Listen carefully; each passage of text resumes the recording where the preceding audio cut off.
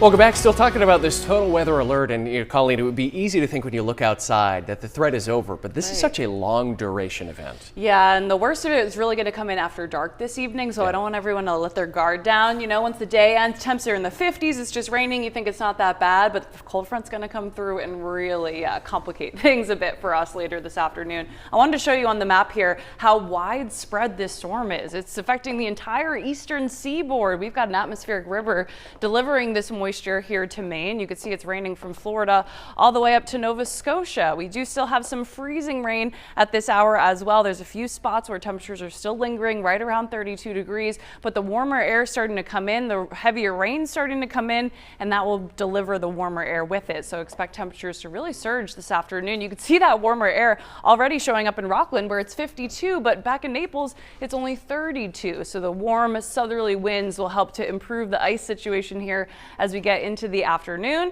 but we will see the rainfall intensity picking up, a lot of ponding on the roadways, and then our flood watch will be in effect starting at 1 this afternoon. Staying in the total weather alert tonight, you see how warm our temperatures are around dinner time in the mid 50s, but that's when we're going to be dealing with the heaviest band of rain coming through and the highest winds this evening, likely between about 7 and 10 p.m. So total weather alert continues through the day today. Tomorrow's still breezy, and we'll have to keep an eye on rivers because even after the rain has ended, right, our rivers and streams can continue to rise, especially with that snow melt. So we'll be watching them tomorrow, but luckily the weather pretty quiet for us at the end of the week. We do have some storminess next week. It's not going to rain for 3 days straight, but we got a chance of showers Monday, Tuesday, and Wednesday. We are going to talk about the return to more normal December temperatures by the end of the week. Look at these wind chill temperatures Friday morning. Feels like 6 below in Bethel and 12 in Portland. So once we get through today, it's smooth sailing for the next couple of days. But we have this heavy rain coming in this afternoon, that band of heavy rain this evening, and it's all out of here pretty quickly. By daybreak tomorrow, we'll see clearing skies.